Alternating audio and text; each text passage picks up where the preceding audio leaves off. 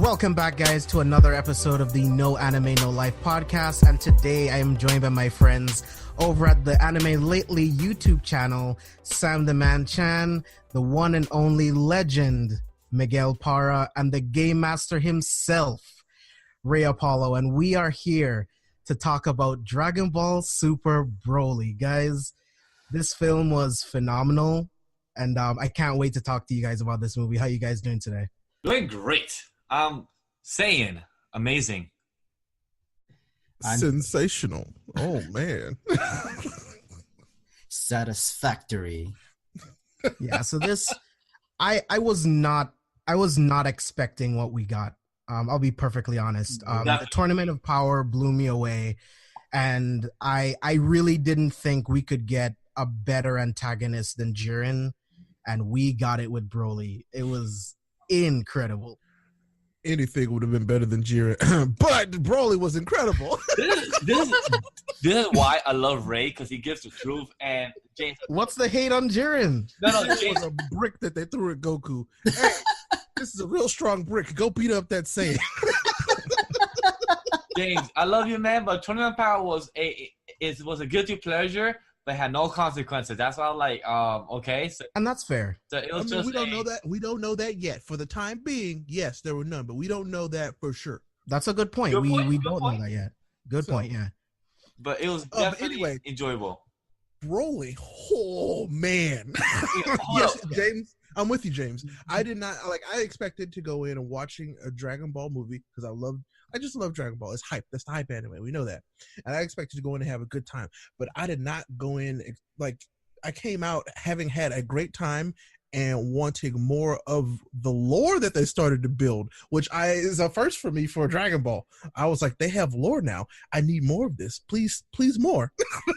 And plus, for the listeners that don't know, this is gonna be a full spoiler review of the movie. So if you definitely have not watched it and you're a Dragon Ball or an anime fan, definitely come back, watch the film first, then listen to this, because we're gonna just gush out of full details and everything.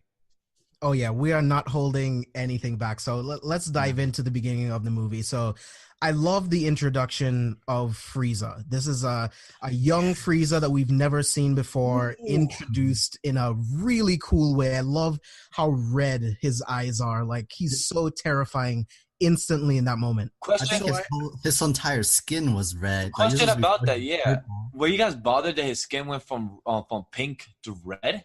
No, because it shows that No. they age. That's how they age. I know, but like, Because his dad is very purple. yeah, I know, So- but I'm saying, like, were you guys like surprised? I'm saying, like, shocked that like his skin did that, because we were all used to the whole pink first. Now it's that. Well, I mean, I don't think we've ever seen him that young, so no, I wasn't surprised. Oh. It was something new. Yeah, It was what it definitely. was. I don't think we've ever seen Frieza this young in full color. I hate to use the word, but that was a perfect characterization of that character. That was perfect. I was like, wow, this is the Frieza that we know and hate. Yeah. And plus more background of King Cole too. That was very interesting to have, because King Cole, we only know him as his father, not like we see him as a shadow. We don't know him more of how is he the father, how is he as some type of embodiment of how it weighs so much for Frieza. I don't really think that we got a whole lot of him. He was just kind of the all right, because I thought that was one thing I thought was a little weird. He was like, "Hey, I'm here to tell you I quit, and my son, he's gonna be in charge, but be careful, he's an asshole." I mean, he's not important to He's this not. story, He's to not. the But bigger King picture. Cole He's not is important. Not I important agree. at all. Really, Well- he's just Frieza's dad. That is literally why he's there. He is Frieza's dad, and that's it. Well, of what you just said, that we didn't know that he quit his father. We thought that we just thought that Frieza had his own department. We didn't know that Frieza technically really took over the whole freaking force. I didn't know that. I probably forgot about that then, but I already did not see that coming. That's why I really was shocked about it. But that part was interesting for me. I mean, it was a very easy way to explain it. Yeah, simple, Super straightforward. simple. Simple, straightforward. And I was like, well, okay, that explains that. Here we go. Yeah. So that was, for people who don't know, because not everybody who went to see this movie knows all the lore. And so that was a pretty sped up way of explaining how things got to where they were. I thought they did a really good job overall of explaining kind of some of the Dragon Ball history up to where we are now.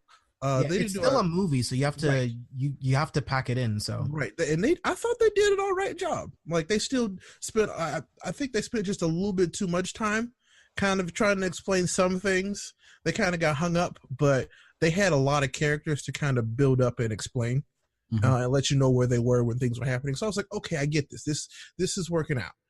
It's just that led to the end of the movie feeling kind of like, all right, bing, bing, bing, bing, bing, bing, bing here. And, you know, I'm like, all right, I get it. They only had so much time. And I feel like they did just enough of what they had, which is why I'm so excited. And still, I had such a good time. What did you guys think of the introduction of Broly?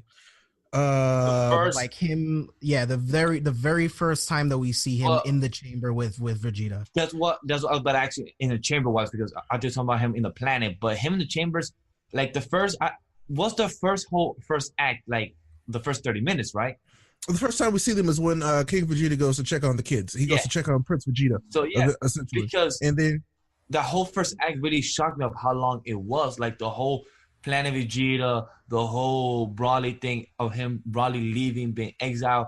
It shocked me of how long it was, because I didn't expect that, because there's never been some type of Dragon Ball movie to do so much exposition. It's unlike Dragon Ball, period, like, to do so much world building. Yes. But in a good way. Yeah, in a good way. It starts good because usually it starts with Goku and Vegeta training. Somehow they're training in the beginning.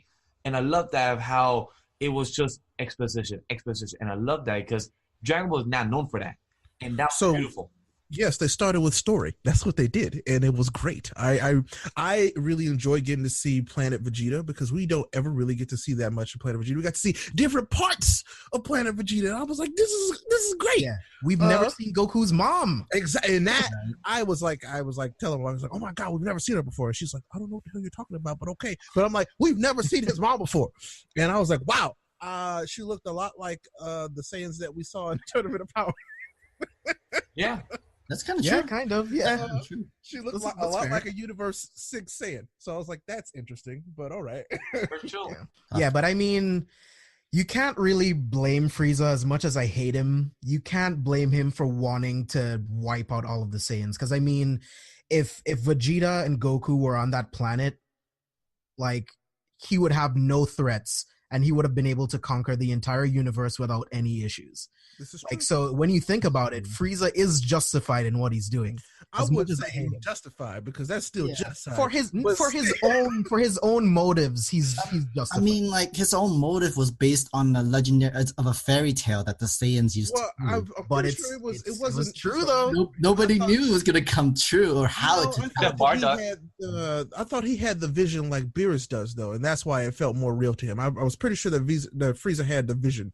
He had the vision of the legendary Super Saiyan, and then the myth of the Super Saiyan God, and that's why he was so freaked out. I like that name drop too, where they talk about the legends of the legendary Super Saiyan and the Super Saiyan God. I'm like, yes. I was like, I'm like, y'all understand. Like, that was the one key thing about this. They did not leave anything out. There were so many things that they could have left out that would have just been weird plot holes. I feel like they did such a good job of tying the entire story thus far together. Yeah. To take a word from Bardock, he knew what was going to happen, and the only one that knew what was going to be destruction, because he sensed it, and he knew calling every single Saiyan to the planet and Frieza being above us. The only thing I dislike about the whole first act or whole section of the King Vegeta first part of the movie, why was Bardock the only one using the Kamehameha wave against that big asteroid, and nobody was backing him up? That's the one part I didn't like. That wasn't a Kamehameha, but I'll let you have this. It kind of was. He shot something. He shot something. I agree, though. I was like, so no one's gonna help him. Like, the planet's about to be destroyed. Well, I mean, because you heard what Frieza said. The best time to put a beast down is when it's sleeping. They were all nowhere near paying attention. It was nighttime. They had no idea what was going on. Bardock had an idea, though, so that he wanted to be. He took a small crew up to like space to try and confront Frieza, which they skipped. They did skip that. They changed that. Yeah, I was gonna say you can still see that they were up there. But yeah, had they, I don't. And if we think about it, Bardock was an exceptional low-level warrior. There weren't that many people that were as strong as him. No. And so that's why I feel like he was one of the only ones who was even willing to try and fight back, because he was one of the only ones that could. He was respected on the block. Everybody respected Bardock throughout the whole neighborhood. Everybody knew him. Yeah. And walk through the deli and be like, yo, Bardock was good. Everybody gave him the dab. Everybody gave him the nod and everything. It literally felt like that type of neighborhood for him. But yeah, thinking about going back to why was he the only one that fought, think about the way that Saiyans fought. They fought as foot soldiers with guns and weapons. Yeah. And then when they needed to, as giant apes. Yes, so he was an exception, I think, to, fighters and what he could do. So I feel like that's why he was one of the only ones that was fighting. And yeah, but that made it sadder to me. Like that Agreed. He was the only one who could stand up, but still was destroyed in the face of Frieza. Like, he technically was the first person to get destroyed because he put himself in the front line in the front of that. Yeah. So yeah, it was tough to watch, man. It's because I knew, and we all knew that it was going to happen because we're fans. We've been there. We've seen it before, but this time it sucked that much more. I've seen that so many times, and this time I was like, well, damn. It's more because we care for the character now. They gave him a character. Yeah, it wasn't just Goku's dad. It was Goku's mom, they put dad, they put the hand on the ship, and what Sam told me, Sam said that it was a Clark Kent thing. Yeah, that was very much completely, yeah. Mm-hmm. And I love the way that they explain, like, why didn't they just go with him? Because they could use the scouters and they would be able to find him. They won't be able to find him. So that made sense to me. Unlike Superman, which I think they should have left. But that's a conversation for another day. Go ahead, James. No, go ahead. No, I was going to bring up a really great line that Bardock said, like, for once in my life, I don't want to destroy anything. Let me, for one thing, save something. That was beautiful. That was beautiful. I love it. Yeah. Thank you for bringing that up. Yeah. It just, like I said, one more thing to add to that character that they were building for his dad. I was really proud of him. I was like, we've come so far. Yeah. Like, we did. And like, my brother knows it. Sam knows it. I'm not a diehard fan of Dragon Ball for the nostalgic nothing. I didn't grow up with it. I grew up with more the reruns of Dragon Ball Z and the GT. And I'm more of the fan of the series overall, but I'm more a fan of the small little things I like of the overall series. I'm not a big fan of overall. Seeing those characters that I actually like, Bardock, the Tail stuff, the Ape stuff, the GT stuff, Super Saiyan 4, right? So those stuff. Don't nobody care about Super Saiyan 4. Whatever. It was dope, dude. We'll get there. I care. We're about to get there. And Ray, you're 3 against 1 right now, so we will get there. Listen, I'm not trapped in here with you. You're trapped in here with me. Let me tell you. Whatever you say, Rorschach. Right? But so I love the moment where, so before I talk about King Vegeta, right? So they changed his design from how he previously looked. They made him look so much more like Vegeta. Yeah. Which I appreciate. Good. But they made him such a cowardly king. He used to be so prideful. It was so weird to see that backwards, but it worked. It worked for what they were trying to do. I mean, he was kind of cowardly before. I mean, back in Dragon Ball Super. Not as cowardly as that. For Beerus? He was cowardly for Beerus. Because Beerus is a god of destruction. Everybody cowers against him. Where is Goku? Goku don't cower against. Because Goku's an idiot, and we all know this. Yes, and Vegeta says it a lot. Because he is an idiot. He's so an absolute. He almost got the universe erased because he's an idiot. Exactly. So, Goku asked the word, what is repugnant? That was good. He asked in front of everybody, what's the word repugnant? But I mean, have to define it for him. you have to give King Vegeta his props, right? I mean, yes, he was technically scared of Broly, but I also think he was justified in his decision. He could see he was this kid would grow up to be a force that will destroy the universe. He was right, and he was right to a point. He was right, but he was also jealous that this kid was stronger than his kid. Yeah. This is the prince of all Saiyans. How this kid gonna be stronger than my kid? Yeah, right. Get your ass off my planet. And I love seeing Kid Vegeta. I love seeing Kid Raditz. But they were ruthless. Nappa with hair. I'm like, what is going That on? was hilarious. That was such a weird scene for me though, because they didn't give a shit. Yeah. Like, they were like, by the way, everybody's dead but us. Yeah. Oh, well, that sucks, I guess. But they're warriors. They are sent to different planets as kids. Which If you don't survive, then that's just the way it is. Goku's mom said it. They don't expect people to come back. Mm-hmm. You know what I mean? So it's just a part of the job. Oh, I just thought that was crazy. I'm like, that's the part I love about Broly, though. He went over there to that planet and still survived, even with his father. Nothing. He survived and did the best he could. He destroyed those creatures, the monsters, and we're in the cave, and that was amazing. And what made me care for him was when he told the girl what that fur meant for him. That was beautiful. Yeah, it made me not emotional, but made me sympathetic. It made me feel, damn, my dude, you went through shit. Oh no, I was sympathetic way before them. Like just that. When his dad hit that shock collar the first time, because the way he explained it. Remember how he explained it to Frieza? Oh, just a simple jolt. It'll let me get back control of him. And then he did it, and I'm like, dude, that's like a lightning bolt, literally. I'm like, you're frying your son. That's not just a simple jolt. I was like, oh no. And so one thing that old Broly does that I wish they kept in this movie was the fact that Broly broke out of his father's control on his own. Mm-hmm. His own overwhelming power destroyed the chain, it destroyed the remote. I wish it did the same thing, but it was fine. It didn't bug me. It did. I now do that you agree say with that, that. I do wish that had happened. But at the same time, I like what they did with Broly, because I like, they have made this joke over the years that the Saiyans are like the black people. In this movie, they really push it to say the slaves part and everything. They really. I mean, they've always done this though. Like it has always been this way. And it's just but like seeing it in the movie, seeing it in the IMAX theater, seeing it, hearing it, it made me come to realization. Like, damn, Akira Toriyama and them, they really bring in the Saiyans as a personification of what the black people are in the slaves thing. Because seeing, anyone who's been oppressed, really, like that too. But seeing that dictator, seeing that electrocution and seeing him how he don't know how to speak well in a good pattern, because all he has been to do is train as a warrior by his father just to take revenge against the Saiyans and in the population. That's just insane. So that dynamic actually made me think of Creed 2.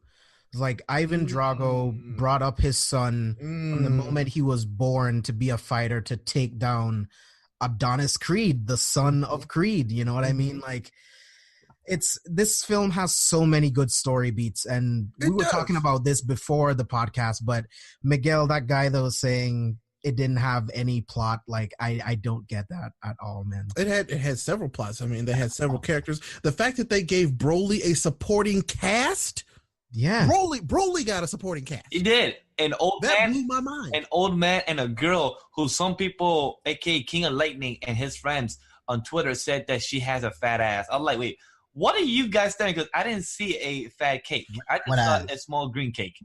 It ain't no Elastigirl, so it ain't no cake. So get up out of here, right? It didn't even have she didn't even have a like. It was like a nice like small cup. That's really it. Like there was nothing really much attractive. All she had was a small chest, a nice chest and a nice personality. That's all she got for there. But speaking of her nice personality, yes, that is why I'm very interested into like how they built that relationship with Broly. She saw that Broly was basically being tortured and only being used, and she was like, that's not okay. I don't like that. And I'm glad that this character decided that they wanted to help Broly. They knew what he was and what they were going to do with him, and they were like, he's gonna go out there and get his ass beat, but it's not his fault. So I want to help him. One more resemblance that Sam mentioned to me that I just remember, that Broly is like Tarzan and the girl is like Jane. So that's what also kind of, hey, it's not my reference, it's Sam reference. I'm just bringing them up. I mean, I can see it, but I don't really want to draw that. I don't really want to draw that connection. But the thing was that Broly was able to make complete sentences. It might not be like fully there grammatically, but he made full sentences. Yeah, Broly could talk. He could hold a conversation. Which is more what we can say about the old Broly in the old movies. Old Broly didn't talk. He only yelled. He was a mindless drone, and exactly. He was a mindless brute that only had one goal, and that was to kill the baby that made him mad, and that was stupid and shallow.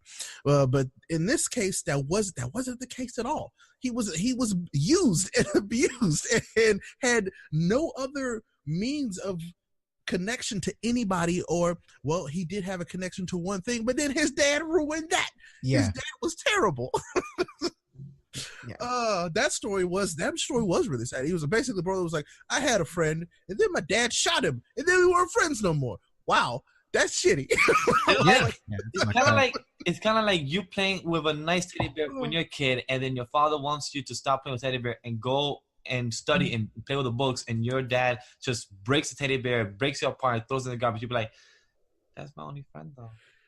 Oh man, but the whole planet thing was weird. The exile planet, I get it, because I was like, well, how are they gonna survive on this planet? Because I didn't understand, because those things seem real weird. I don't know what the heck they're called. I'm sure they'll have a real name somewhere at some point. But those giant Planet X bugs. Yeah, pretty much, yeah. What the heck are these things? X bugs. I thought that was gross. That whole planet. Well, I guess it was fitting for what they were. Something that. For their personality, for his dad's personality, I feel like it was fitting. Yeah, it was a good connection. I was like, ugh, this place is gross and terrible.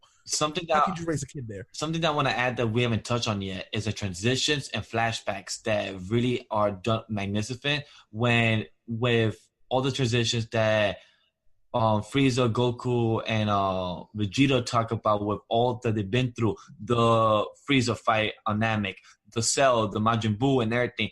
I didn't expect for them to do this. Like, this felt like some type of 20-year, some type of anniversary film. For them to do all this flashback in this film, and the way Frieza kills Pegasus just because he remembered, wait a minute, when I killed Krillin, Goku went berserk. So if I kill Pegasus, I'm going to have Broly go berserk. You know what? I'm going to kill you, and then do a whole drama queen scene against Broly saying, Frieza! And that was so anime, but it was great. It was amazing. It felt like it worked really well for me. It felt like a pure meta fourth wall breaking when he did they know what they're doing. I was like, well, yep, that's how that's gonna work. Yeah, I'm glad that they gave Frieza some humor. Like, they have to. Yeah, back to the beginning. It was really interesting. Like, Frieza wants the Dragon Balls to grow 5 centimeters. Like, I laughed so hard. I was like, oh my god, they drew this weird connection of like how their personalities are between Bulma and Frieza. I was like, they're both so shallow. That was so funny. God. It was great. I loved it, but I was like, holy shit! Like, they could get along actually, because he really wanted the Dragon Balls because he wanted to look taller. 5 centimeters, and he said this. He said the same thing Bulma said. If I grew more, people will notice it. So Bulma, I want people to think I'm still growing. I'm still growing. I'm like, wait, so what? It sounds so type of teenager, but you have to realize that he's still some type of the same age as Goku. They both have that guilty, shallow pride thing. They're still growing. And Frieza just acts like an adult is because he has an army. But in reality, he's still acting like a kid inside. I wouldn't say that at all. I don't know about that. I wouldn't say that. It's just, I feel like Frieza is this character that they have this freedom with. We know how evil he is, but he's so evil that he can also play the funny part sometimes because he's so evil and what they've been through, and they have a history. We have a history with Frieza, and so we understand that he's not the main bad guy. You know what I'm saying? But true. At the end of this, they made sure to know that Frieza will be the overall bad guy, like looming. And I love that, because Frieza to this day is still my favorite villain. He's one of the best. I will always say that Frieza has had the biggest impact on all of the characters on this show. Frieza destroyed Planet Vegeta. Frieza killed the people on Namek.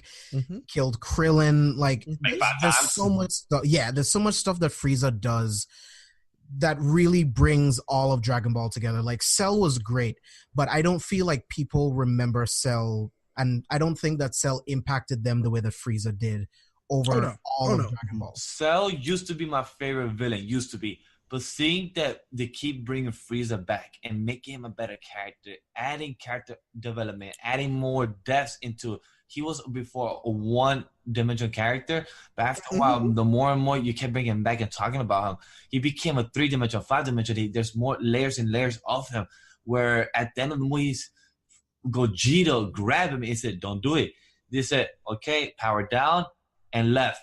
I'll be back for this Earth. And you. Well, he also ain't stand a snowball's chance in hell against Gogeta, so I'm gonna listen to Gogeta too.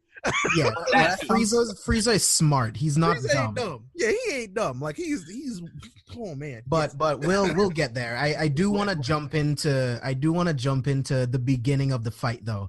So Bulma, Goku, Frieza. Well, no, Bulma, Goku, and Vegeta are looking for that 7th Dragon Ball, and Broly and Frieza all show up. And the fight begins. Question though. Did they really need coats? Did they really need to stop by and get coats? They're saying they don't get coats. They still have skin. They get coats sometimes, I'm sure. Yeah. They get warmed up with fighting. It shows you that Bulma still cares about them, even if they don't really need it. She's like, y'all better put on these coats. It's cold outside.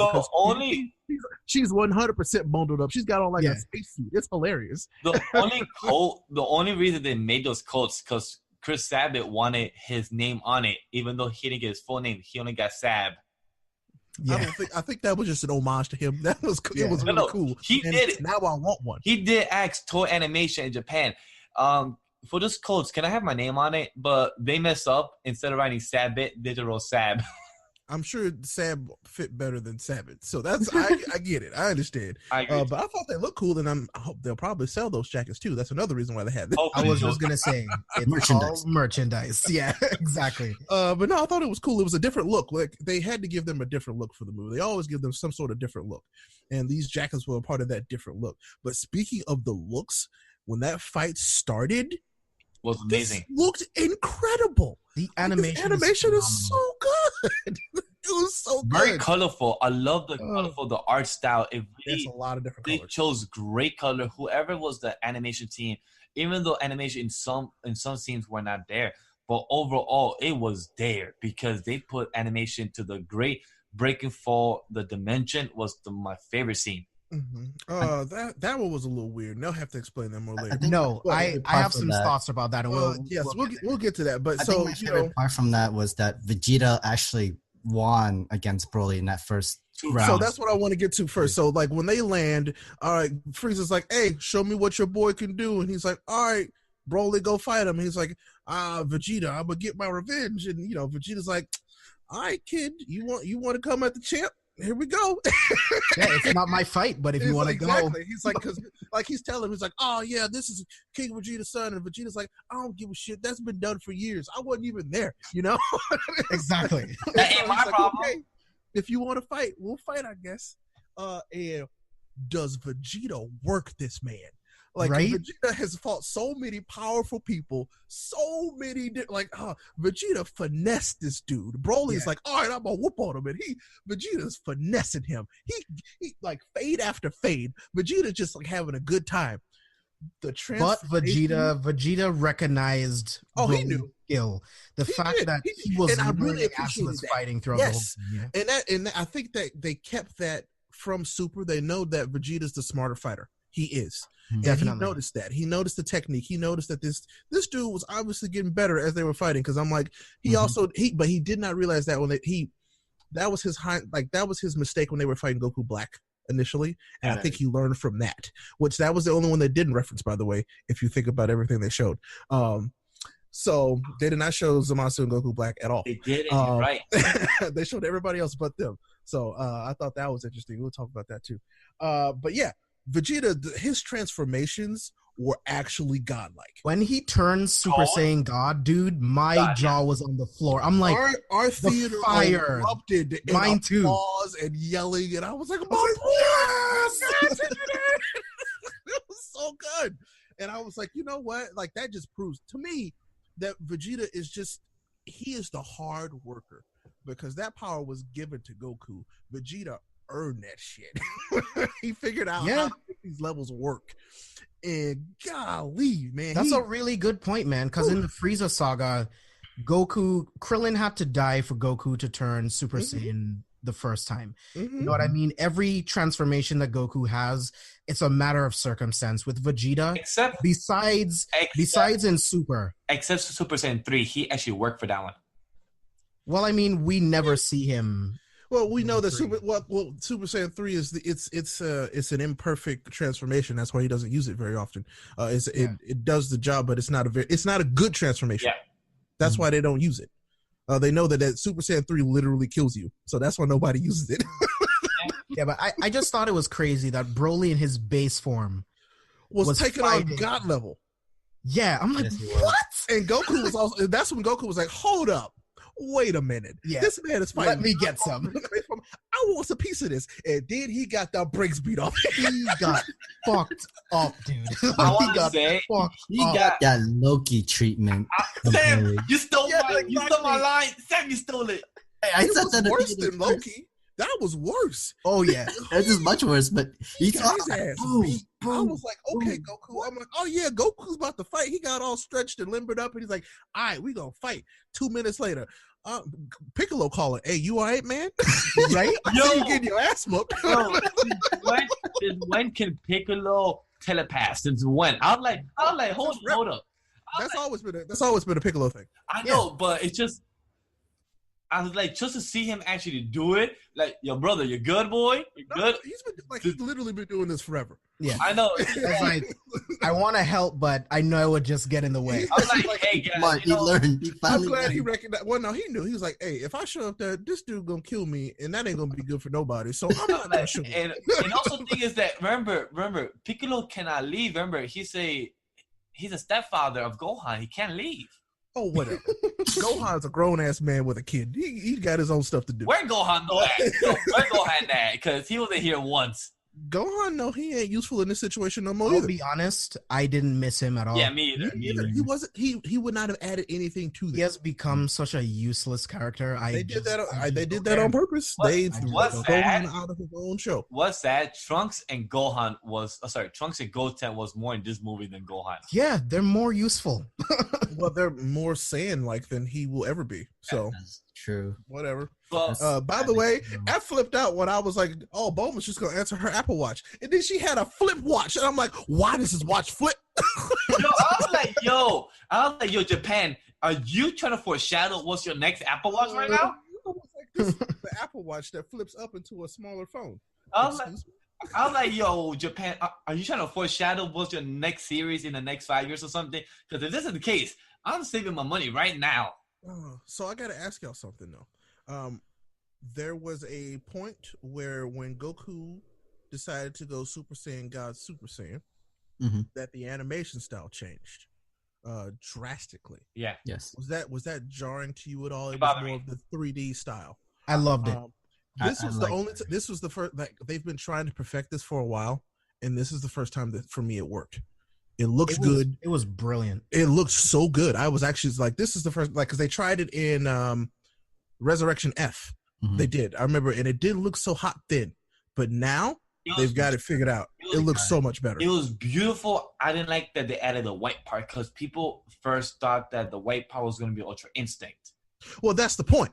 Yeah, they want you to know that he's learned. He did Ultra Instinct. He knows that he's trying to achieve that again. And through this understanding of what he thinks he understands, there was a small flicker of Ultra Instinct power there. Yeah, because Goku, his body remembers that power. Yeah, yeah. And that's why that transformation was incredible. He got the green that Broly emits, the yellow, the blue, the white, and the red. And the red. It all comes through in this incredible transformation.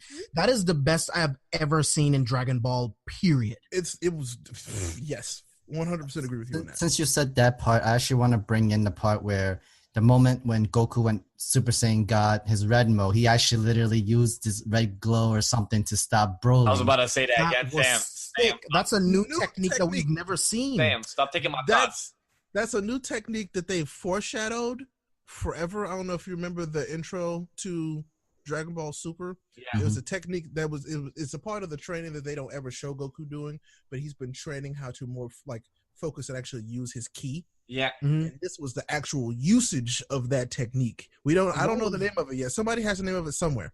It And felt what was really cool was the fact that Broly turned the tables on him and used it. Because he was I'm like, learning. He was learning as they were doing it. He was like, "Oh, okay, I think I can do that too," and then he did it. That continued reading my mind because that's the next thing I was gonna bring up. And like James just, I was like, Broly just used the reverse key, and it felt like not a key, but felt like a force. Like the way he just put the whole aura around him and knew to control it, and the way Broly was staring at him and just learning how to do it while staring at his hands. I was like, he's literally learning on the spot, and that's what Saiyans are. They learn after each time they lose, but instead, Broly learns each time why he fights, and that's what I love about it. With every punch he's learning. His dad told you what was up, and that was the thing that you guys got really excited about. Is that he's in ape form personified.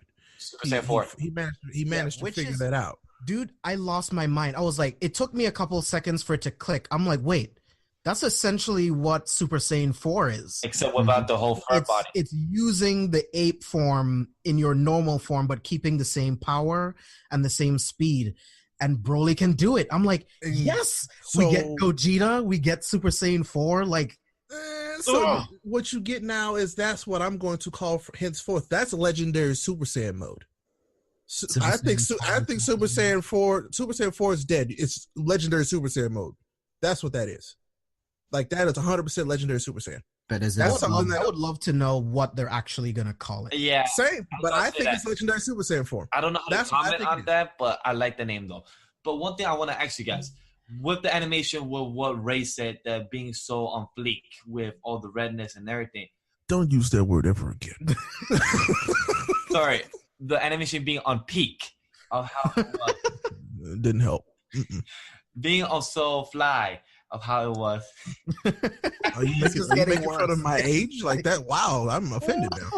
All right, move on. With the fight going on, were you bothered with the whole Iceland of Antarctica, the whole Iceland going to Iceland to volcano and then breaking the whole dimension, then being back on Iceland? Were you bothered by that? So if you don't mind, if I take this. Let's talk about this part first. I know James will bring it up. I want to talk about it. So I thought that was really cool. So they're pretty much going from the surface to the center of the earth. Yes. And then back up again. Their two attacks clashing against each other pretty much ripped a hole in space-time, dude. So I was saying, because people were like, oh, they busted the dimension. I was like, no, that's broke through the fabric of reality. Yes, exactly. Because Gogeta makes a comment. I was like, yes, this is perfect. Like, he literally commented on it, like, wait, what the hell? And he was like, well, can't really think about it right now. Just got to fight, you know? Yeah, for me, what I told Sam, I thought they broke the dimension because what Beerus and his brother said, when two gods of destruction fight, they break the dimension. So that's what it felt to me, that they used that same reference. I could be wrong, right? I could be wrong. But from what that reference said by Beerus and them and Wiz, I felt like the two powerful Broly and Gogeta breaking the dimension. It could be, like James said, breaking the time barrier. Could be either one. We're pretty much saying the same thing. You know what I mean? Like being outside of time and space is technically another plane of existence. It's a different dimension. It's a pocket dimension. It's the same. It's essentially the same thing. But I don't think they did any damage to the actual dimension. I see what you're trying to say. Yeah. I see what you're saying, Miguel. But yeah, I don't think it was any I think that they did some damage to the time stream with that fight, and I think that's where they're going to try and tie in the time patrol.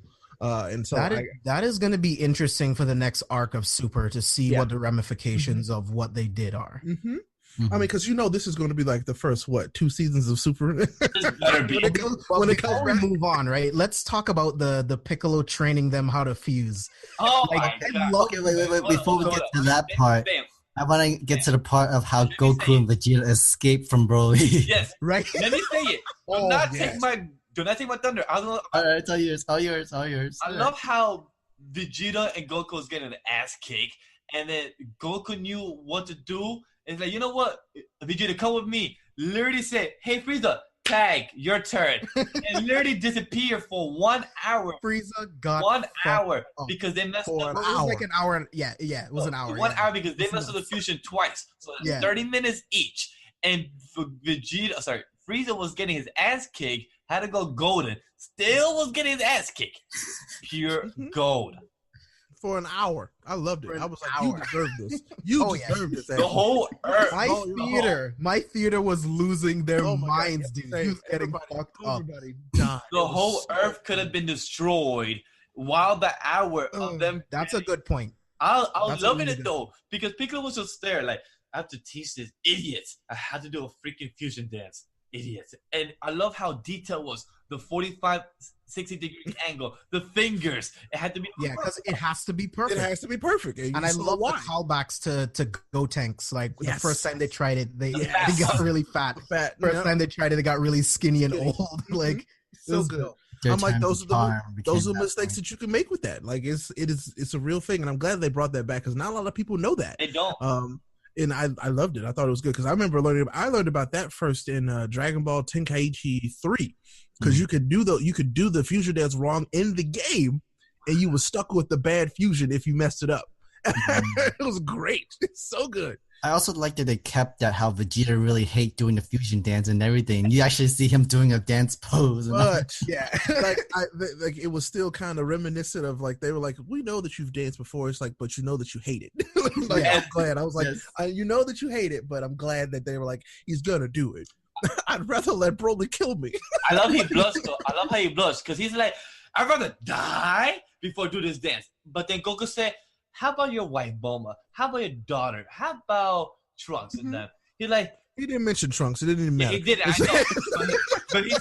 but he said his daughter. That's where he cared the most.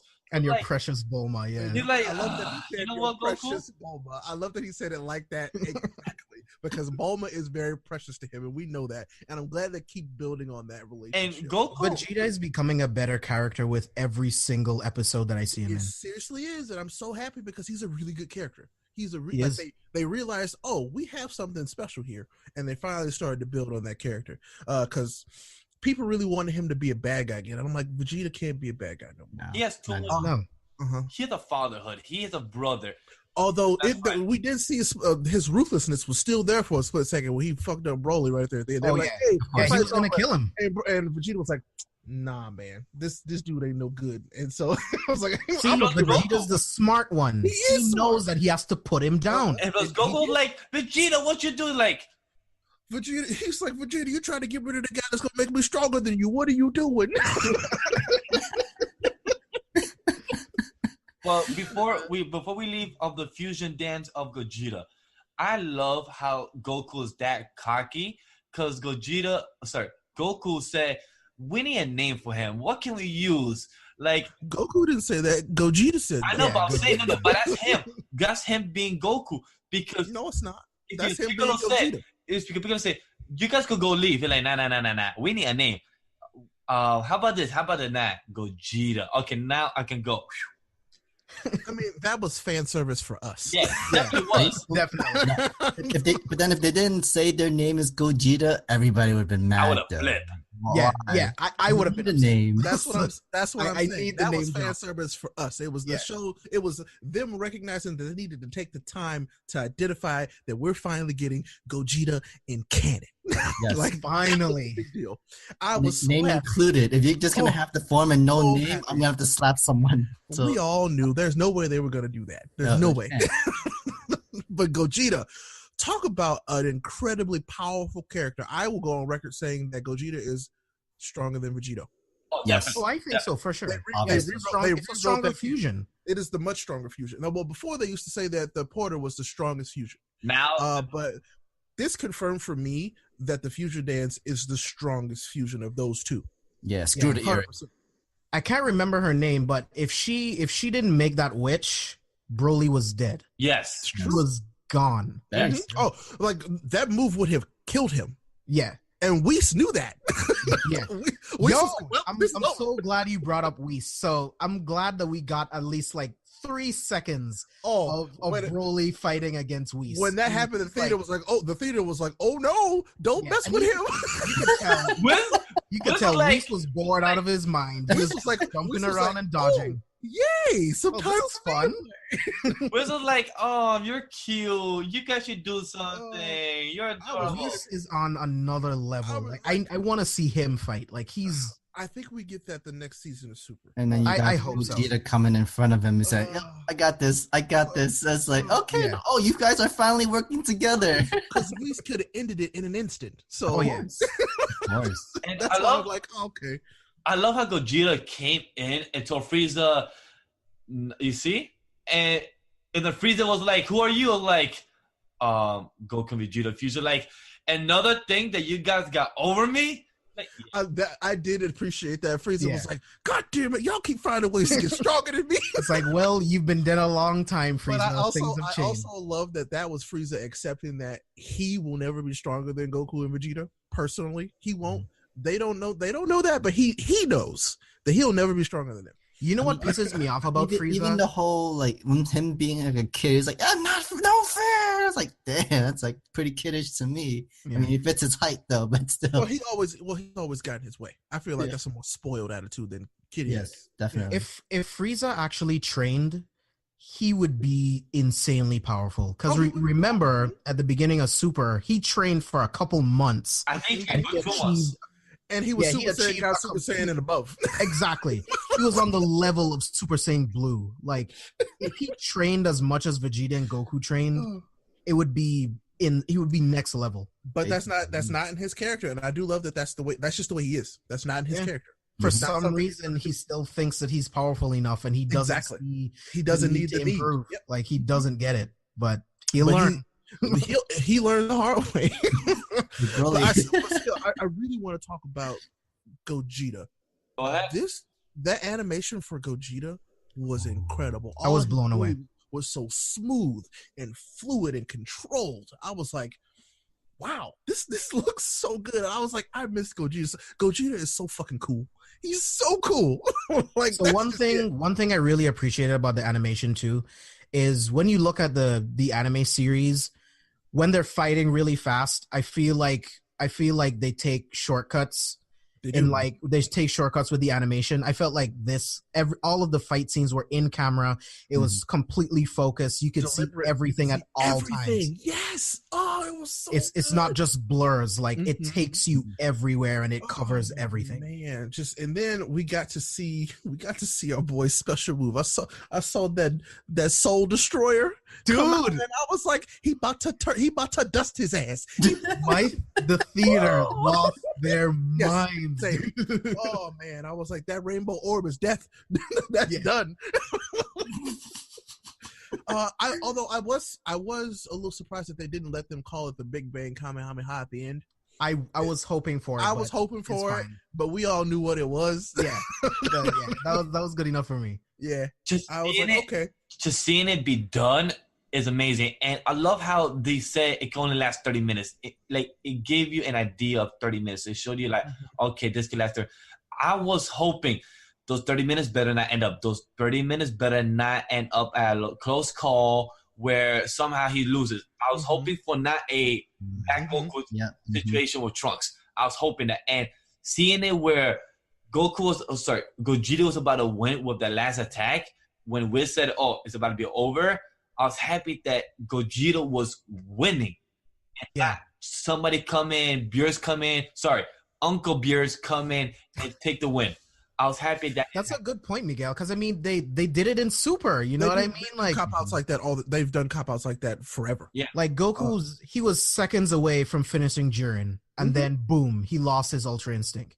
Which, I mean, it makes sense, but I just felt like, I mean, come on, just let me see the fight end. Just let us get a W. Yeah, do not give us blue balls. Just give it to me, and not like be like Vegeto's and Zamusa thing either. Like, just in the last second, they lost their fusion. They lost. They break the fusion. I was so worried that was going to happen. I was so worried that they were going to they ran out of time, and now Broly just like faints and it's over. I was so worried they were going to do something like that.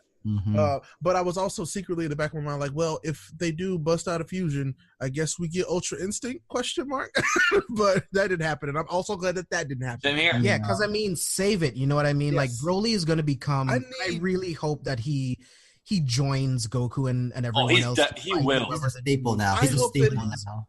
I think he's gonna join the Galactic Patrol. That's what he's gonna go do. They're gonna go join the You Galactic. think so? Yeah, They're because gonna get recruited for that. that girl looks like she's gonna become friends with Jacko? Bomo's friend. With Bomo's friend, the Jacko. Jacko. I feel like they're gonna become friends, and then she said, "Oh, I have a strong guy to join the Force too, Broly, the first Saiyan in the Force," and that's how he's gonna join and become friends with Goku. Because remember, Goku wants to train Broly and learn him and give him new techniques to learn, and that was beautiful. The ending homage of how. Like coming in. Yeah, the ending. I kind of saw that coming because I was like, okay, so Frieza's people get the Dragon Balls. So we kind of forgot about that. The Dragon Balls they got and they were given to them. And so while Broly's getting whooped on, the girl who was nice to him sees him like getting whooped on and knows that he's probably gonna die, and she don't want to let that happen. So they take the Dragon Balls and they make a wish to save Broly, which I was like, okay. But then for a split second, the way she worded her wish was save Broly and take him back to the planet where he grew up, and I was like, hold up. Yeah, I was thinking about does that. Does this bring back Planet Vegeta? I was hoping so. No, I mean, for a split second, I was like, oh, okay. But then I was like, nah, he actually grew up on the alien planet. Yeah, that's what I was gonna say. Because I mean, he didn't grow up on Planet Vegeta. He was born on Planet Vegeta. It's different. Yes. But I was like, for a split second, I was like, whoa, that could bring in a whole different weird thing for this show if they brought back Planet Vegeta. my wish, I hope she said, was that give a mind to Broly, give him some type of sanity. He already has one. He just needs to develop it. I know, but I was hoping for Shinra to jump that, like to skip that. Bro, the movie is contained, and they can do that just by going from the movie to the show again. Really, that'll be like, oh, here we go. That's why I was satisfied with the wish. Jump to the planet, and then Goku a couple months or a week later, where that happened, and it was beautifully done. That's why I enjoyed the outcome of what happened, and with Goku giving them a house, giving them food, and coming here. Hey, I'm gonna come here frequently to fight Broly. I hope you found that. Okay, I found that. Goodbye. I mean, they weren't really fine with it because they still think that Goku's a bad guy. And I'm like, Goku's just a dumb dude who likes to fight strong people. They don't know that yet. I don't think Broly thinks that, though. I think Broly knows. He also has the mind of a Saiyan that just wants to fight to become better. He wants to get stronger because he sees Goku as a true opponent. Exactly. Well, that, and remember, he smiled at Goku, too. When Goku had him trapped in his key, the God key, he showed him everything that they had done, essentially. He gave him the flashbacks. That was him communicating with Broly. That wasn't just us seeing it. He was showing Broly that. Really? So I think, yes. I think that's what, thank you. I think Broly understood. It's just that his dad explained that when Broly gets like this, he doesn't know how to control it yet. And so he's just a mindless fighting machine, essentially. What I really liked about that was that Goku had a heart. Like, I see in your eyes. Goku always does. You're not that kind of person. You're not really that kind of killer. You're beautiful not speech. Like, that annoys this kind of fight. The joke I made. He's tried to redeem Frieza how many times now? Well, remember, that's what Vegeta was berating him for in the beginning of the movie. It's like, you busted him and brought him back to life. One of the most murderous things we've ever encountered. You brought it back to life and gave it free will. He killed our own race. Moron. He killed our own race, and you still brought him back to life. But no, I love the joke. It was like Goku used friendship on him with the God Key, and it failed. He got punched in the mouth. What was funny was that wish kind of continued too when the moment when Bulma explained that she wanted to be 5 years younger because of the whole Dragon Balls and stuff like that. Goku was questioning Vegeta. Why would Frieza want to be immortal? I mean, you're gonna eventually get sick of losing all the time and shit like that. Well, Frieza basically said that itself. Yeah. And then when it transitioned to Frieza, like, no, I don't want to be immortal. Oh, do you want to be nullified from physical damage? Nah, that'd be boring. And then you have some assistant lady, oh, you want to grow taller. It's like but that also tells me how unimportant the Dragon Balls have become. Yes. Let's think about this. That's very true. Dragon Balls used to be the end all be all. When you have the super planet Dragon over Balls, those, I mean, exactly. That's what I'm saying. They've made the regular scale Dragon Balls. They're chump change now. You know, We'll use those when we need to bring someone back to life. which now I feel like they have a secret way of doing that without those. Now I don't know. It's weird. I kind of feel like the Dragon Balls don't really have as much weight as they used to. But yeah, with those Super Dragon Balls that can bring back multiple universes. Yeah, I mean that's evolution. And what I wanted to talk about next is when you think about Broly's current level right before the movie ended, and the fact that Goku is going to train him. Can you imagine how powerful Broly is going to become? And when you think about power, and when you think about how powerful he's going to become, can you imagine how powerful the next antagonist is? That's what I'm about to say. That means the next person has to be like 3 steps more ridiculous. Yeah, which is insane to think about. And I still think it's a War of the Angels, and that's why we have this ridiculous gap, because the Angels are insanely strong and to a point where they just scale to unmeasurable levels. I think it's one of the one of the universes that we didn't see get to fight, because they said that they're stronger, and I want to see maybe they're gonna try to be some type of rebel or something. That's why I'm hoping maybe Goku knows something like that's coming. That's why he wants to train Broly and get him into the one of the top 10 strongest in Universe 7. I mean, I really don't think we see much of Broly going forward. Like I'm telling you, I'm sure he joins that Galactic Patrol unit, and that gets him out of the picture. So he's not that thing that they can just, that trump card they can just call when they need something to make it, useful. And then, we do see people from those other universes. But I am still a firm believer that the Grand Priest is evil. He has evil intentions. And we're going to find out those plans. And now that they've been ruined, what he's going to do now to get what he wanted in the first place. That's a good Ray, you and I think alike a lot, dude. I've been saying that ever since I saw the Tournament of Power. I'm like, I don't like you. He's evil. I don't like you for some reason. He's evil. He's very evil. He definitely shows it, but it's not hard to believe that. It's just that that's Will's father, and Will respects his father. And I feel like I don't see I mean, I respect my dad too until I found out he was evil. Hey, it's possible. I'm not saying you and James are wrong. I'm just saying the Grand Priest looks like he respects the 2 little kids. I forget the name. I think he hates little kids. He hates Zeno, the god of everything. Hey, he hates Zeno. I mean, wouldn't you? He's essentially a little kid that can wipe out entire universes with a thought. With a thought that he has to babysit. That's a great point. And so he hates him. I know he does. And he's been trying to figure out a way to get rid of him and assume that position. I feel it in my balls. And I know it's there. The Dragon Balls? No. Now the Grand Priest has another Zeno because of what Goku did. He brought 2. Now there's 2 of them. And that's what I'm saying. So the hate intensifies. You know what? I am actually trying to prove your point, which I don't know why I'm doing that now. Damn. Because it's a good point. I'm just saying. I mean, I would love to see that. That's not like the Angels are like the most above. Eventually, you're gonna try to catch up to them to really fight him. And they're not gonna like that at all. They're like, wait a minute, we got people who are above the gods that we're fighting, that we keep in check, and now they're catching up to us. I don't think so. That's something right. So it'll be interesting. They have a lot of room to do a lot of cool stuff. Something I want to add before we go is the Uncle Beers was not much in this movie, but he was a good comedic relief because at the end he was still taking care of Baby Bola and just there watching the sunset and be like, oh, seems like everything was supposed to end this way. He was paying attention to everything. He knew what was happening because Beerus he has grown to care about Earth and the people on Earth, and at least the people that he's with right now. He's not that heartless god of destruction that we met initially. He's an uncle. I mean, yes, he was forced to be an uncle. I love that Boba was so quick to leave her baby to go on an adventure. I was like, here you go, bye. I was like, you can tell that she's somebody who's not been out of the house in a long time. That's a real parent right there. Like, hey, hold up, you watch this baby. I'll be back.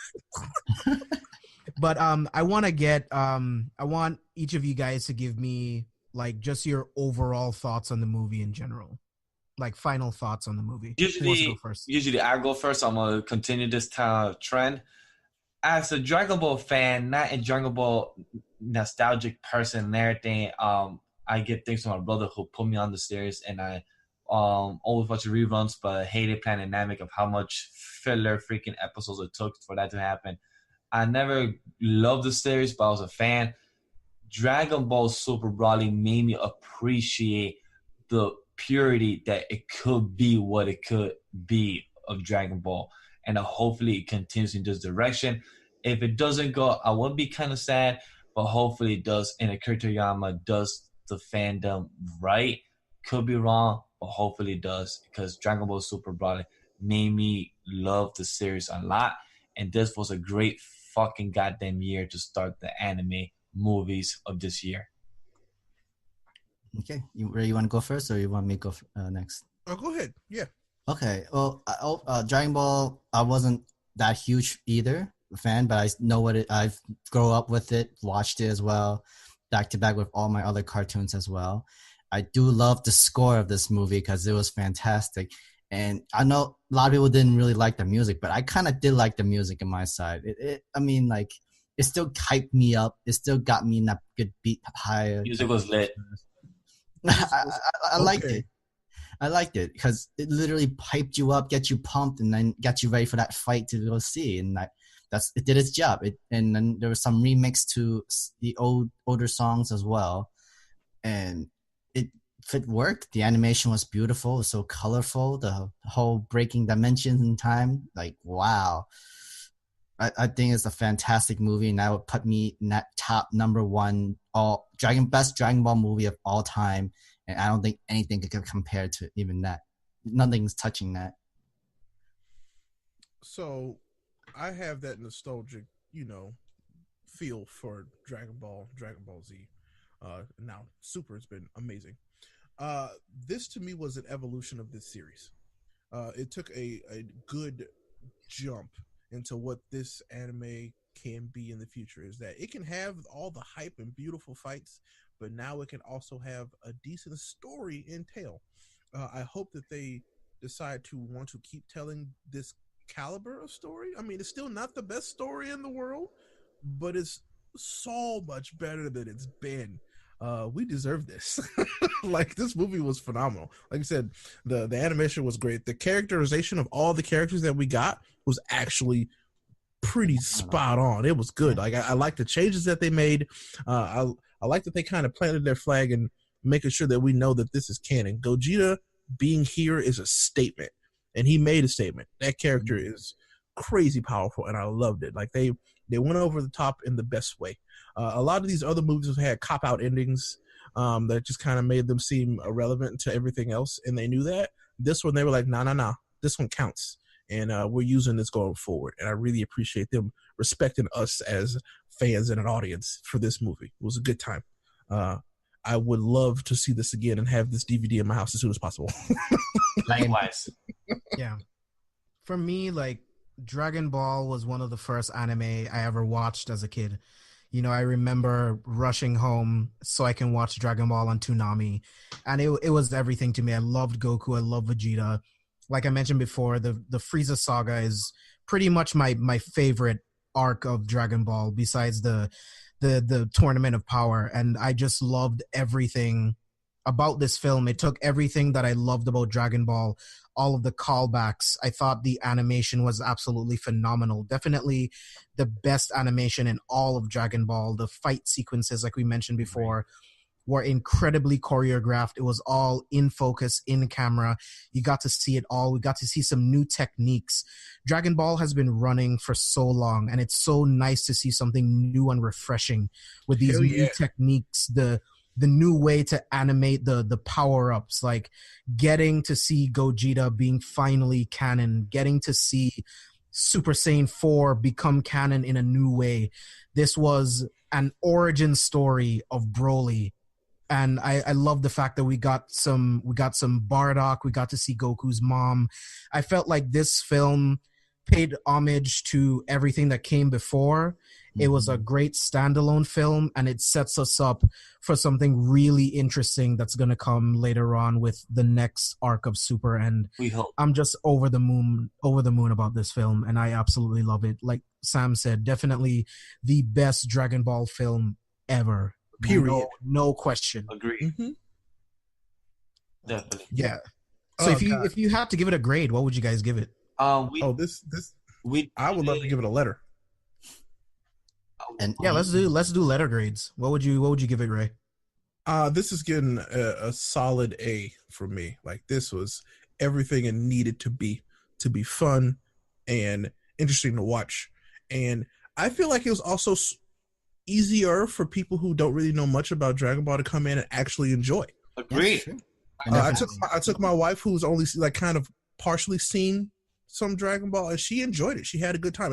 It's an enjoyable movie. My girlfriend loved the film, and she's the only bad thing she says, because we were a good 10 minutes late to the movie, but she said that she loved the film as her first Dragon Ball film and her first anime film that she has seen in a while. She loved it, and I was surprised because she's very picky with anime, and my girlfriend truly enjoyed this, and I was happy as a boyfriend who like does anime as a job to do this and everything, and I was very satisfied that she enjoyed it. Yeah, and a grade. Yeah, what's your grade? Oh, my grade is a solid A. I don't give it A+, but definitely A. Well, I definitely, this movie deserves this A because Akira Toriyama literally did the most ultimate job into this movie, and we continue this pace and continue this follow on. I mean, after you make this movie, you already know there's hope. There's so much hope for the next one to be similarly, to be just like it and make it one step better. And that's how you're gonna increase your profits in with merchandise and franchise and everything like that. And I would love to see that. I'm like want to buy not just the DVD but like action figures as well right now for that. That's a big statement. That's huge. Yeah, I would give it an A as well. Like, I'm definitely buying it on Blu-ray. I'm definitely buying any figures that I can get my hands on of Broly, because I thought his new design was incredible. I thought it was better. Oh my god! I thought they took what worked and then they made it even better. You know what I mean? But I feel like we could talk about Dragon Ball forever, and I would love to do another episode just talking about our predictions for the new season. But I love talking to you guys. Like, doing anime podcasts with you guys is always so much fun. Again, I feel like we could talk for hours about this kind of stuff, but I just wanted to say thank you guys so much again for joining me, and go ahead and give me some plugs, whatever you guys wanted to plug. Go ahead. Well, usually I go first. I'm gonna continue like always. Guys, follow me on Twitter and IG at legend_D_Vash, and also follow the Anime Lately on YouTube, IG, Twitter, everything. We have everything reviewing anime, manga, and Western animation related. We are reviewing the movie. The non-spoiler review is already up, so check it out. We're fun, we're geeky, and we love anime and manga, so check it out. You can follow me on Instagram and Twitter at Sam the Manga Man. Not Mega Man, it's Manga Man. So Sam the Manga Man. Nah, I wish it was Mega Man. Dang, missed opportunity. Anyway, you can follow me on Twitter and Twitch at Ray Apollo. That's RayApollo, and it's just Ray Apollo, like the Creed, not a chicken. And you guys can, of course, follow me all over social media at Careful for Spoilers. Make sure to check out the website where you can get the links to the social media. You can get links to this podcast, my Damn It Barry podcast, and the Careful for Spoilers podcast. Again, guys, thank you so much for listening. I love doing this podcast with these guys, and we're going to have a lot more stuff planned for you guys in the future. So thank you so much for joining us. And if you want to find out what we're going to talk about next, find out next week on No Anime, No Life podcast. Thank you guys for joining me. Have a good day.